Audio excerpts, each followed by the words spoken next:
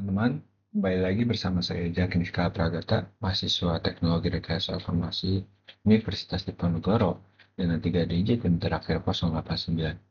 Kali ini saya akan membahas lanjutan dari bahasa pemrograman C++ di bagian yang ketiga. Nah, di video-video sebelumnya saya sudah menjelaskan tentang bahasa tentang pendahuluan C++, fundamental C++. Sekarang lanjut di video ini. Nah, daftar isinya di sini yang pertama ada if atau else if atau else dan logika boolean. Kedua ada looping for, while, do while, dan iterasi array. Dan yang ketiga ada latihan program rata-rata nilai dan tabel perkalian. Yang keempat ada perbedaan parameter by copy and by reference. Yang kelima ada prototipe fungsi dengan contoh. Yang keenam ada pemisahan berkas app dan cpp. Dan yang ketujuh ada program modeler sederhana. Lanjut kita ke bagian yang pertama. Di sini ada if, else if, atau else dan logika boolean. Percabangan mengarahkan alur program berdasarkan kondisi. Rantai if, else, dan else mengevaluasi kondisi dari yang paling spesifik hingga default. Sementara tipe bool, atau bisa disebut dengan boolean, menyimpan hasil logika untuk dipakai ulang. Konsep utamanya di sini yang pertama ada setiap blok if dievaluasi secara berurutan sampai kondisi terpenuhi. Else menangani semua kemungkinan yang tidak masuk dalam kondisi sebelumnya. Dan yang terakhir ini ada ekspresi perbandingan mengembalikan nilai boolean sehingga bisa disimpan di dalam variabel. Contoh kodenya seperti ini ya teman-teman. Di sini ada if score 90, code grade N, else if, dan else. To bool, lulus skor 60, code status lulus ya, tidak, dan N. Selanjutnya, di sini lanjut yang kedua. Nanti yang pertama ini kita langsung saja nanti diimplementasikan ya teman-teman untuk contoh-contoh kodenya. Nah, lanjut yang kedua di sini ada looping for while, do while, dan iterasi array. Loop memungkinkan eksekusi berulang. For, while, dan do while memiliki gaya evaluasi kondisi berbeda, namun semuanya dapat digunakan untuk menelusuri array. Konsep utamanya di sini ada yang pertama ada for, dipakai saat jumlah iterasi sudah diketahui. While memeriksa kondisi di awal putaran, berhenti jika kondisi salah. Do while menjalankan blok dulu baru memeriksa kondisi minimal sekali jalan. Index array diakses konsisten dari R integer di setiap R index di setiap jenis subscript. Sini ada contoh kodenya, bisa dilihat. While, for loop, nah ini untuk fungsinya. Seperti itu teman-teman untuk contoh dari looping for, while, dan do while. Nanti kita implementasikan. Selanjutnya, di sini ada latihan program rata-rata nilai dan tabel perkalian. Dua latihan utama menggunakan perhitungan rata-rata menggunakan loop tunggal dan pencetakan tabel perkalian menggunakan loop bersarang. Yang A, program rata-rata nilai. Input jumlah nilai N terlebih dahulu. Gunakan loop untuk membaca setiap nilai dan tambahkan ke total. Rata-rata dihitung dengan total atau N. Di sini ada fungsi integer N, code jumlah nilai, cin N. Nah, di sini ada double total sama dengan 0 for integer indeksnya indeksnya 1, indeksnya kedua di sini N, terus double X, count nilai ke I, cin X, total plus sama dengan X. Nah, hasilnya rata-ratanya segini. Lanjut ke tabel perkalian. Dua loop bersarang menampilkan tabel N kali N. Loop luar menentukan faktor pertama. Loop dalam mengalihkan faktor kedua. Nah, garis miring T dipakai supaya kolom rapi. Seperti ini garis miring T ya teman-teman. Lanjut kita ke perbedaan parameter by copy dan by reference. Cara fungsi menerima parameter mempengaruhi apakah perubahan di dalam fungsi terlihat di luar. Salinan by copy tidak mengubah nilai asal, sedangkan referensi by reference langsung memodifikasi variabel asli. Di sini mempunyai konsep utamanya. Yang pertama ini void tambah copy. Integer A menerima salingan sehingga A hanya ada variabel lokal. Void tambah ref, integer dan A menerima referensi operator dan memastikan A menunjuk ke variabel pemanggil. Gunakan referensi saat ingin menghemat salinan besar atau memodifikasi argumen. Contoh kodenya seperti ini, teman-teman. Void tambah copy in A, void tambah ref in A, seperti itu. Nanti hasil seperti ini.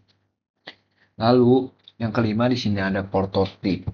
Fungsi dengan contoh. Prototipe mendeklarasikan tanda tangan fungsi sebelum dipakai. Hal ini memisahkan deklarasi dari implementasi dan menjaga compiler mengetahui fungsi yang akan dipanggil. Konsep utamanya di sini prototipe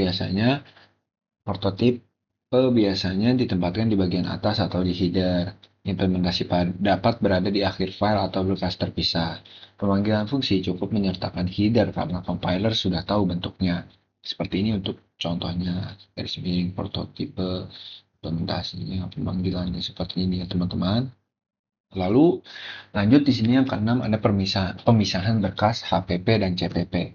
Header menyimpan deklarasi, sedangkan file implementasi memuat definisi.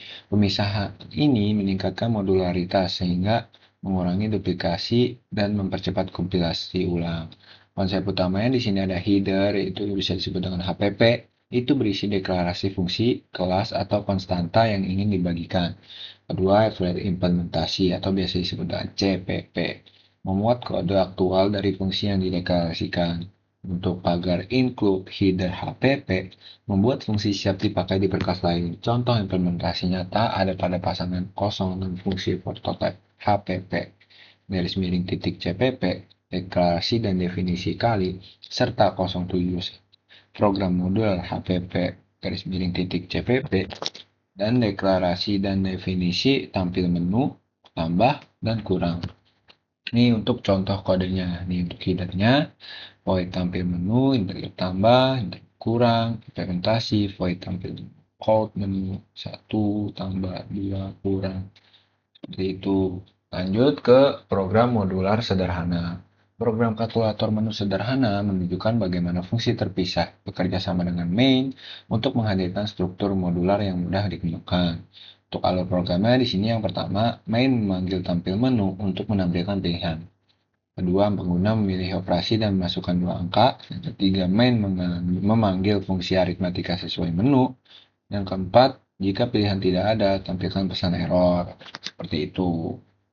Nih, jika pilihan tidak tersedia, dia akan menampilkan pesan error. Seperti itu ya teman-teman, untuk penjelasan singkat dari saya sampai program modular sederhana. Selanjutnya di sini saya akan menjelaskan proyeknya. Sekarang kita udah ada di VS Code-nya dengan kita if else di sini. If else. Jadi kita menggabungkan if else, else dan if di sini. Dan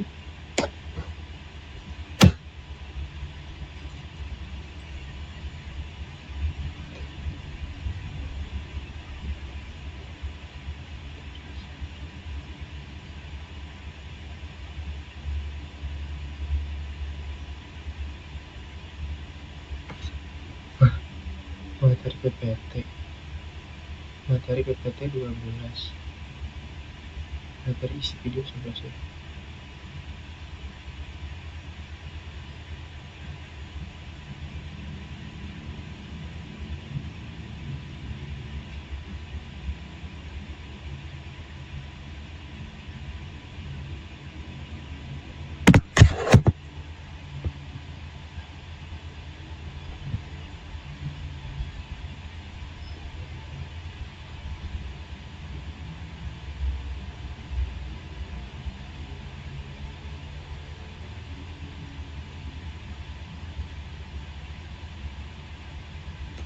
Nah, teman-teman, sekarang kita udah di VS Code-nya.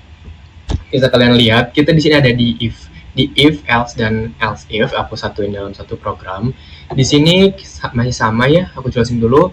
Di sini include IOStream sama, karena itu sangat penting menggabungkan program dengan library input dan output standar. Nah, kalau nggak ada ini tuh nanti di sini nggak akan ada count, nggak akan ada chain gitu. Dan using namespace std untuk mempersingkat atau mempermudah penulisan. Nah, di sini ada fungsi ya, fungsi integer main. Ini tuh fungsi utama, tetap dieksekusinya program. Dan ada integer nilai, count. Integer ini tuh membuat variabel untuk menyimpan nilai yang dimasukkan pengguna. Jadi nanti kita ini programnya, jadi nanti pengguna masukin nilainya berapa, dan fungsinya itu wadah untuk menyimpan angka input. Jadi nanya dulu, nanti pengguna jawab, nah bakal ngeproses. Nah di sini input penggunanya bakal count. Di sini bisa dilihat count prediksi A. Nah, kalau nilainya lebih dari sama dengan 10, nanti predikatnya akan A. Jika salah, nah ini kan tadi kan if, ini if else. Lebih dari sama dengan 75, predikat B. Di sini ada else if lagi. Kalau ini bukan, ke sini else if lagi, nilai lebih dari sama dengan 60, predikat C. Dan kalau ini semua nggak berhasil atau false bernilainya, ke else. Di sini count predikat D. Jadi kalau di bawah 60, predikatnya tuh bakal D. Nah, di sini ada komennya kalau kalian ada logika dengan tipe boolean. Bool lulus. Nah, nanti kalau kita masuknya di bawah 60 atau nilainya D, keterangannya itu nggak akan lulus, tapi kalau 60 ke atas bakal lulus gitu teman-teman. Nah di sini boolean lulus, nilai lebih dari 60, count keterangan kelulusan, lulus, lulus, tidak lulus, NL, written. Nah kita bakal cobain aja ya di sini. Kode.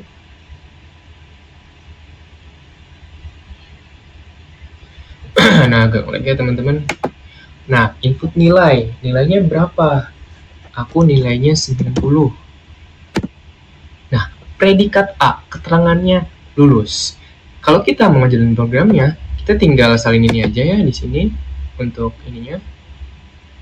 Kita bakal cobain ngeprogramnya tanpa dari si run, tapi kita langsung di terminal ya. Apakah bisa? Nah, ternyata bisa. Input nilai Anda. Jadi kita bisa pakai dua ya, bisa pakai di running ini, bisa juga pakai di terminalnya. Input nilai Anda. Nilai aku 59. Nah, 59 nih berapa nih? Nah, keterangan peringkat D. Keterangannya tidak lulus karena D. Karena 59 itu D. Kalau mau lulus itu di 60 ke atas. Coba aku pas-pasan nih 60. Kalau aku nulis 60, harusnya itu tuh keluarnya C. Coba 61 ya.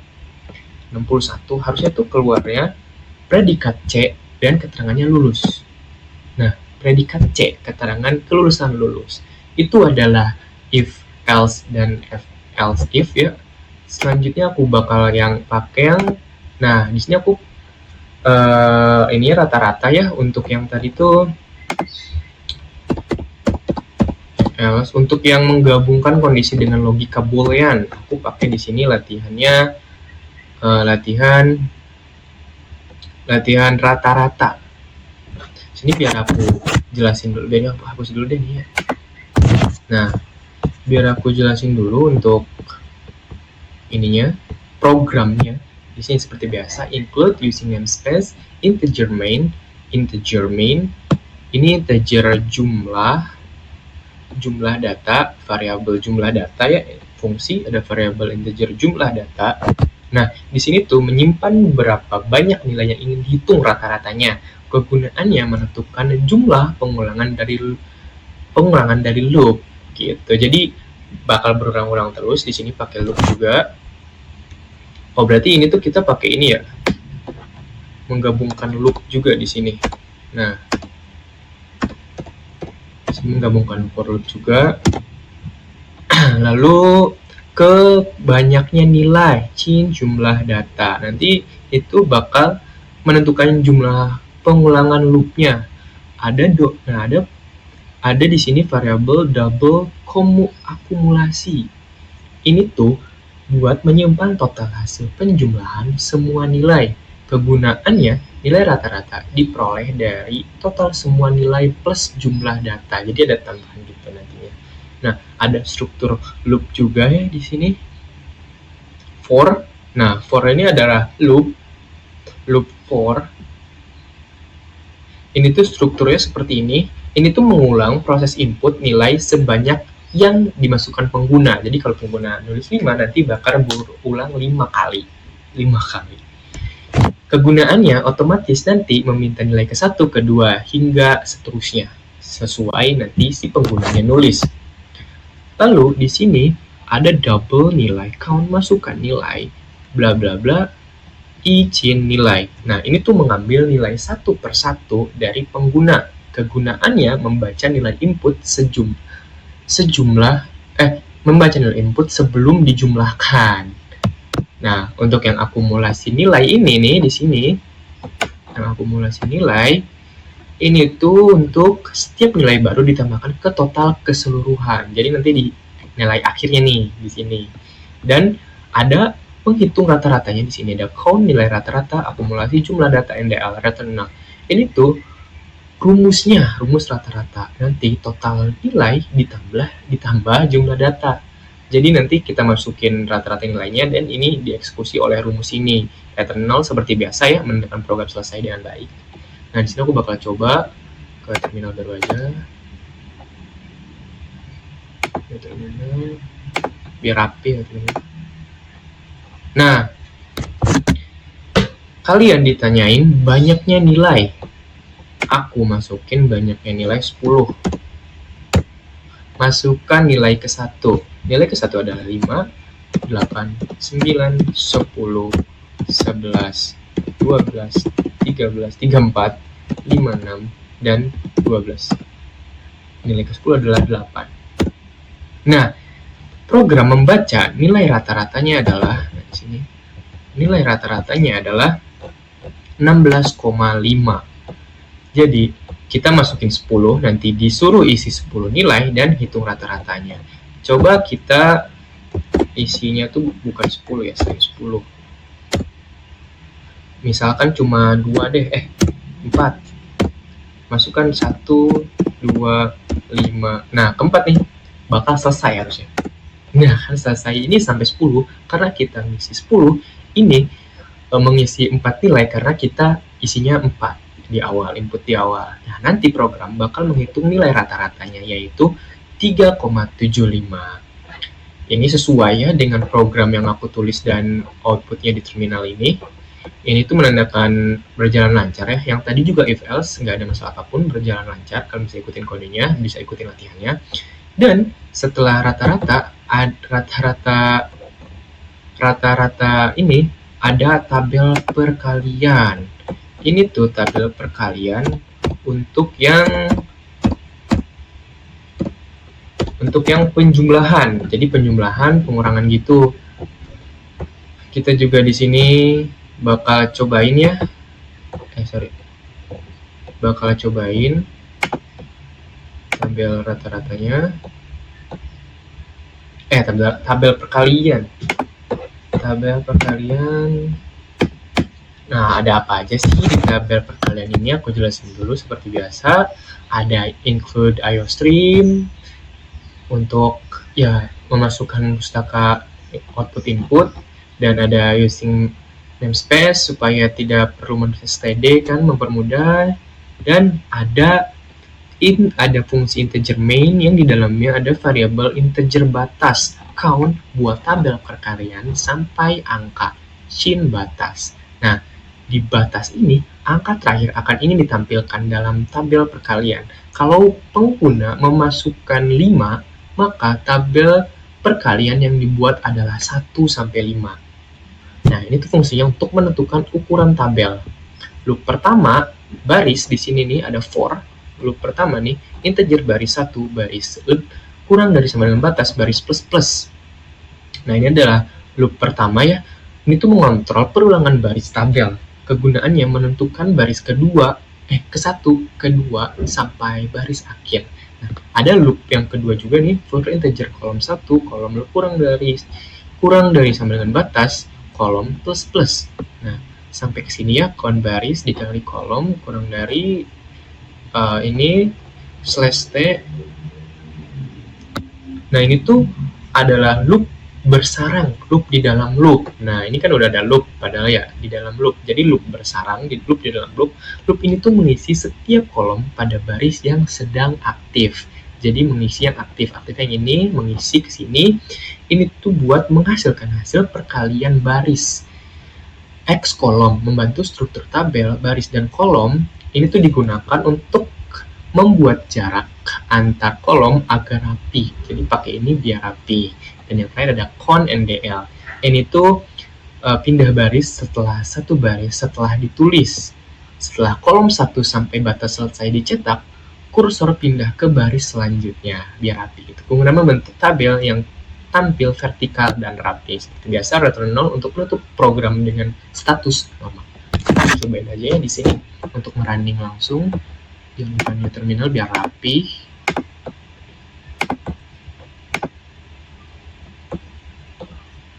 Nah, di sini tabel perkaliannya, walaupun ini masih keluar, tapi fokus ke ini. Coba aku hapus aja, bisa nggak?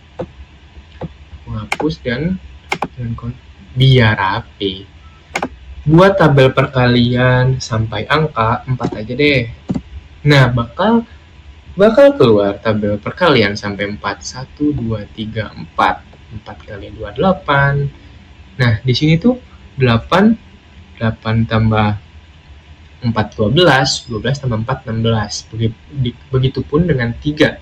3 tambah 3, 6. Tambah 3, 9. Tambah 3, 12. Nah, jadi bakal nambah 1 sampai 4. Coba kita ininya jangan 4, tapi misalkan 12. Nah, 12. Wah, keluar 12. Kaget. 1, 2, 3, 4, 5, 6, 7, 8. Nah, kalian tuh nggak terbatas ya di sini, bisa apa? Bisa masukin berapapun, misalkan 100 ya. Nah, mampus, bakal keluar 100 di sini. Nah, ini menandakan program yang aku buat itu nggak ada masalah apapun dan sesuai dengan output inputnya. Nah, ini banyak banget karena 100. Selanjutnya, aku bakal jelasin ke level 2. Teman-teman, di level 2 itu ada perbedaan parameter copy versus referensi. Nantinya, pass by copy, pass by value, saat nilai dikirim ke fungsi, datanya tuh bakal disalin, dan yang berubah hanya variabel lokal di dalam fungsinya aja. Variabel asli di main, kurung tutup kurung buka, tidak berubah.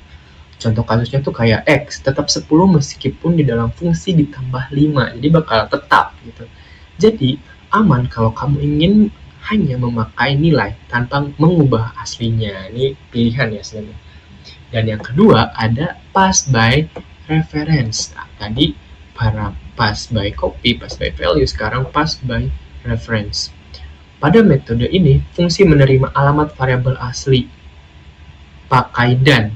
Perubahan apapun di fungsi nantinya langsung mengubah data asli. Contohnya, X awal 10, tapi setelah dipanggil dengan referensi, hasilnya berubah menjadi berapa? Ya, 15.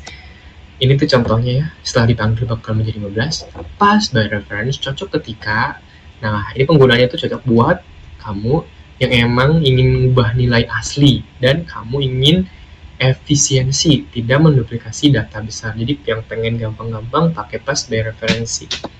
Nah, ada prototype fungsi juga. Prototype fungsi adalah deklarasi fungsi yang ditulis sebelum main, turun buka, turun tutup. Nah, sebelum main, kita pakai prototype fungsi dulu. Tujuannya, memberitahu C++ bahwa fungsi itu ada. Jadi, kalau kita menjalankan si main fungsi dulu, tapi nggak bikin prototype ini, nantinya C++ nggak akan ngedetect. Jadi, ini tuh memberitahu C++ bahwa fungsi itu ada. Nah, lalu memberi struktur yang rapi, struktur yang lebih rapi. Dan membolehkan pemanggilan fungsi sebelum didefinisi. Nah, contohnya ada di sini ya. Integer tambah integer A, integer B, void cetak halo. Nah, selanjutnya ada organisasi kode C++, pemisahan file HPP dan CPP. Jadi nanti si prototipenya itu ada 2. ada CPP dan ada HPP-nya. Nah, yang pertama ada HPP, header file. Apa sih HPP? HPP itu file berisi deklarasi, jadi bukan logika, deklarasi. Nanti isinya itu deklarasi fungsi seperti prototype, deklarasi kelas atau struct, konstanta, input yang diperlukan, dan di dalamnya itu kita bisa tanpa isi fungsi di dalamnya, tanpa menambahkan fungsi gitu. Tujuannya supaya C++ sudah tahu bentuk fungsi atau kelasnya sebelum digunakan. Ada juga include quote, yaitu tagar if def sampai tagar end div. Ini tuh gunanya untuk mencegah file yang sama di-include 2 kali yang bisa bikin error. Nah, selanjutnya ada file CPP implementasi ya. File inilah yang menyimpan isi logika dari fungsi-fungsi yang tadi dideklarasikan di header. Nah, itu CPP, ini HPP. Di dalamnya biasanya include header-nya, definisi seluruh fungsi, contohnya tambahkan dan kali didefinisikan di file CPP dengan logika lengkap. Nah, ini ada contohnya ya, cara compile-nya untuk membuat file utama dan file modul. Nah, G++ main CPP math utils. Nah, di sini ada programnya. Setelah itu tinggal dijalankan dengan program ini. Nah, jadi masukin ini dulu, enter, langsung masukin program ini. Ini tuh menunjukkan bagaimana file-file tersebut bekerja sama membentuk program yang utuh. Bentar, teman. Nah, gini aja. Nah, selanjutnya ada program modular. Apa sih itu program modular? Nah, yang pertama, kode jadi jauh lebih rapi, lebih mudah dibaca dan dipelajari, bisa dipakai ulang, reusable, dan mudah diperbaiki. Jadi lebih rapi karena setiap file menangani satu hal saja. Contohnya file khusus matematika hanya berisi fungsi hitung-menghitung, sedangkan file utama berfokus ke alur programnya. Efeknya kita nggak perlu scroll panjang ke bawah untuk nyari satu persatu fungsinya, jadi mempermudah kita. Dan yang kedua, lebih mudah dibaca dan dipelajari karena kalau misalnya kita punya fungsi matematika seperti tambah dan kali, kita taruh semua itu di file terpisah. Saat orang lain membaca kode, mereka langsung tahu nih, oh ini nih file fungsi matematika, ini file program utama, jelas dan strukturnya. Dan jelas dan terstruktur. Yang ketiga, bisa dipakai ulang. Karena modul yang kita buat bisa dipakai di project lain tanpa copy paste atau folder besar. Cukup import header-nya, selesai. Mudah diperbaiki. Kalau terjadi error, nantinya cukup memperbaiki di modul tempat error terjadi. Nggak perlu bongkar seluruh kode. Jadi ini tuh mempermudah kita menginstal kita biar nggak menganalisa seluruh program. Dan kalau udah, kita langsung aja ke bahasa pemrograman C++-nya di VS Code. Teman, sekarang kita udah ada di VS Code-nya ya. Kita mau beberapa coba, ada fungsi prototype modular, ada fungsi prototype modular. Nah, ada dua versi CPP dan HPP. Nah, fungsi prototype-nya juga ada CPP dan ada HPP. Dan ada juga main modular. Jadi main modular itu nih fungsi utamanya dari 4 fungsi ini. Jadi 4 fungsi ini tuh melengkapi untuk main modular CPP. Jadi nanti kita menjalankannya yang main modular CPP. Dan ada parameter copy reference CPP. Nah, gimana sih? Ini tuh aku mau jelasin di parameter copy dulu ya. Yang di parameter copy reference ini, konsep utamanya itu pass by copy. Nilai disalin variabel asli tidak berubah, pass by reference mengambil alamat variabel aslinya nanti akan berubah. Nah, ini tuh kegunaannya untuk memahami bagaimana data diperlukan ketika dipasang ke fungsi. Jadi memahami gitu, dan sangat penting dalam definisi dan desain program besar. Aku jelasin kodenya ya. Include IOStream seperti biasa, ini tuh untuk baris menghubungkan program dengan library input output C++. Nah, fungsinya itu agar kita bisa pakai count dan menampilkan teks dan CIM. Ini dipakai di hampir semua program ya di project, karena ya ini syarat utamanya. Dan using namespace std, biar kita nggak nulis std di count di bawah-bawah ini biar std, biar kita nulis count aja biar mempermudah. Yang pertama, ada pass by copy, nilai yang disalin. Nah, ini tuh ada variabel isinya void tambah copy integer value plus sama dengan 10. Ini tuh membuat fungsi bernama tambah copy ini menerima sebuah integer value. Ini tuh penting karena parameter value ini adalah salinan dari variabel asli, jadi nilai asli tidak berubah. Lalu ada value yang 10 ini untuk menambah nilai value dengan 10 karena ini hanya salinan. Perubahan tidak berpengaruh pada variabel asli di main. Lalu ada fungsi selanjutnya di sini ada pass by reference variable asli berubah. Di dalamnya ada variable void tambah ref. Nah, di sini void tambah ref ini ada integer dan value-nya. Fungsinya bernama tambah ref, menerima parameter value dengan tanda dan. Tanda dan ini nih, yang ini. Nah, yang ini. Lalu, ini tuh penting karena tanda dan itu berarti variabel asli akan ikut berubah, bukan salinan. Jadi nanti yang asli dan yang kita bakal berubah bersamaan. Dan value plus sama dengan 10 itu sama seperti sebelumnya, menambahkan angka 10. Nah, ada bedanya? Ada dong. Bedanya karena ini reference, perubahan terjadi pada variabel asli. Nah, bagian utama dari program yaitu main program. Setelah ini fungsinya, ini adalah fungsi utamanya integer main program. Awal fungsi utama yang pertama dijalankan. Di sini ada integer x sama dengan 9. Ini tuh membuat variabel bernama x, nilainya 9 dan tambah copy x. Ini tuh fungsi ini tambah copy x memanggil fungsi tambah copy dan mengirim nilai X. Jadi ini ada hubungannya. Karena copy paste, perubahan bahan tidak memengaruhi X yang asli. Lalu ada count. Ada count hasil setelah copy paste X NDL. Nah, ini tuh menampilkan nilai X setelah menjalankan tambah copy. Hasilnya tetap 9 karena X tidak berubah. Nanti kalau berubah ya bakal berubah lagi gitu. Dan ada variabel tambah ref x. Ini tuh memanggil fungsi tambahan ref dan mengirim variabel x karena reference pass, x akan benar-benar berubah. Lalu di bawahnya ada count hasil setelah ref pass. Nah, ini tuh menampilkan nilai x setelah reference pass, hasilnya menjadi 19 karena x ditambah 10. Nah, return 0 seperti biasa mengakhiri program dengan status normal. Jangan lupa di akhirnya pakai kurung kurawal di awal dan akhir ya teman-teman. Karena ini C++ pakai kurung kurawal untuk memulai dan mengakhiri. Nah, kita bakal cobain aja dulu yang parameter copy reference CPP. Nah, kalian bisa lihat ya, hasil setelah copy paste 9, hasil setelah ref paste adalah 19.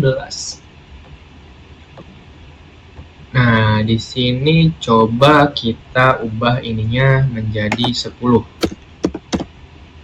20 ke ini ya. Gak apa-apa, 20 berarti.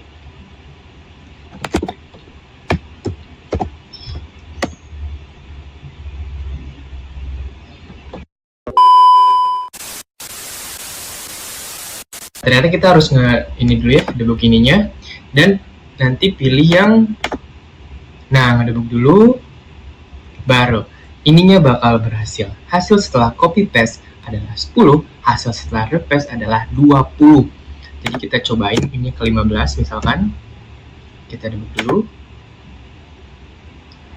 Nah, hasil copy paste 10 dan hasil setelah repaste adalah 25. Nah, ini tuh menunjukkan bahwa program yang aku buat ini berjalan dengan semestinya ya teman-teman. Karena ya tadi aku ubah ininya, jadi yang berubah tuh yang bawahnya, tambah ref saja. Karena aku mau ubah ininya jadi 15. Nah, karena itu udah selesai, parameter copy reference. Oke teman-teman, selanjutnya itu ada main modular CPP. Tapi di main modular CPP ini, kita tuh kan butuh yang namanya fungsi prototype modular HPP. Jadi kita pakai ini nih, 4 ini untuk satu project, yaitu main modular, project utamanya. Nah, di sini ada fungsi prototype HPP. Nah, itu yang dipakai nanti di main modular ya, ada indef, prototype fungsi HPP, dan define prototype fungsi HPP. Ini tuh sebagai yang nantinya dipakai di main modular, dan ada deklarasi fungsi perkalian untuk modul. Jadi integer operasi kali. Nah, ini adalah operasi yang digunakan di main modular. Operasi kali ada di fungsi prototype HPP. Jadi nanti kita akan menginput operasi HPP ini dan endif untuk selesai. Nah, di sini juga ada fungsi prototype CPP. Ini to include nanti memasukkan fungsi prototype HPP. Nah, jadi yang dari sini CPP menggunakan HPP di sini, jadi memanggil HPP. Nanti implementasi fungsi perkalian versi modularnya akan integer operasi kali integer x, integer y, kurung kurawal return x dikali y gitu. Dan fungsi prototype modular, nah ini dia di sini di modular HPP ini kita memanggil prototype modular HPP, untuk if, def, dan define. Nah, ini tuh deklarasi fungsi untuk versi modularnya. Jadi integer hitung perkalian integer A dan integer B. Jadi yang prototype modular ini, nah jadi prototype modular HPP ini dipakai di sini di fungsi prototype modular nantinya, dan selanjutnya fungsi prototype modular yang versi CPP. Di sini include prototype modular. Harusnya di sini tuh fungsi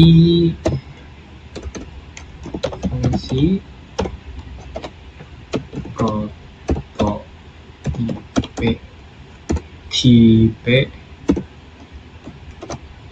modular .hpp. Coba sebelumnya teman-teman, kita save dulu, lalu ke sini tadi masalah ternyata fungsi prototipe modular. Ini ada kesalahan tulisan, ternyata modular harusnya. Nah, save dulu modular HPP. Nah, di sini di fungsi prototype modular nantinya bakal memanggil fungsi prototype modular yang HPP. Nah, di CPP manggil HPP, di HPP dia manggil prototype modular HPP-nya sendiri.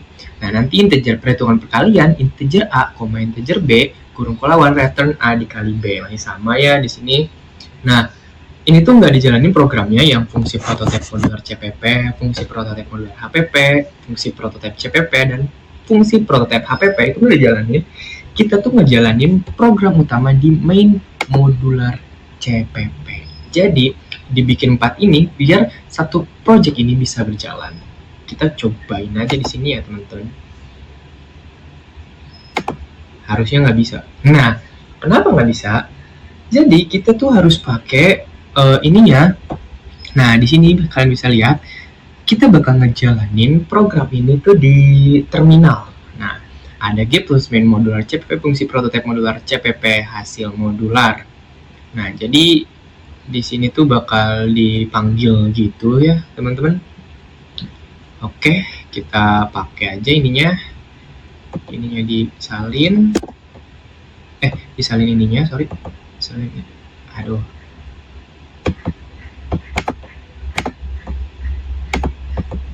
Salin ininya. Cek. Lalu yang ini.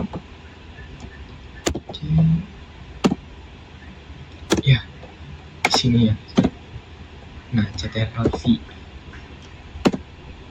Nah, modular perkalian adalah 72. 8 dikali 9 adalah 72. Nah, Coba aku pakai di sini tuh 10. Kita mengulang lagi ya, yang ininya disalin. Kita cek. CTRL-V, kita pakai yang di sini nih. Karena tadi kehapus ya teman-teman.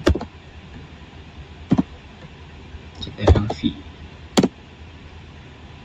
Nah, ternyata hasilnya tetap 72. Karena kenapa? Karena kita enggak ngeklik ininya dulu. Karena kita coba ini hapus ya. Kita kita save, balik lagi ke main modular, kita coba lagi. Terminal, new terminal. Sebentar aku carinya dulu untuk yang tadi karena kehapus.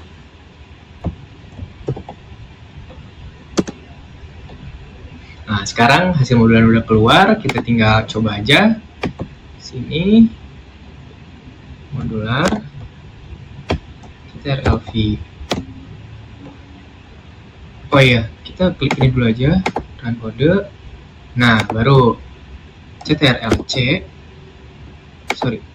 CTRL-C sini, hasil modularnya C, V, enter, masukin yang hasil modular. V, enter. Nah, hasilnya akan 90. Karena angka pertama 90, angka keduanya 9. Dan 10 dikali 9 adalah 90. Nah, itu adalah cara kerjanya main modular ya. Perlu digarisbawahi. Kalau main modular ini memerlukan beberapa fungsi di sini, fungsi prototype HPP, fungsi prototype CPP, fungsi prototype modular HPP, dan fungsi prototype modular CPP. Jadi, kenapa ada ini? Dan fungsi prototype ini nih untuk fungsi prototype yang modularnya. Ini juga fungsi prototype CPP untuk fungsi prototype modular CPP. Nah, fungsi prototype modular CPP HPP ini untuk apa? Untuk modularnya, untuk main modularnya, untuk fungsi utamanya. Jadi, seperti itu penjelasan untuk fungsi prototype modular CPP ya, dan main modular CPP.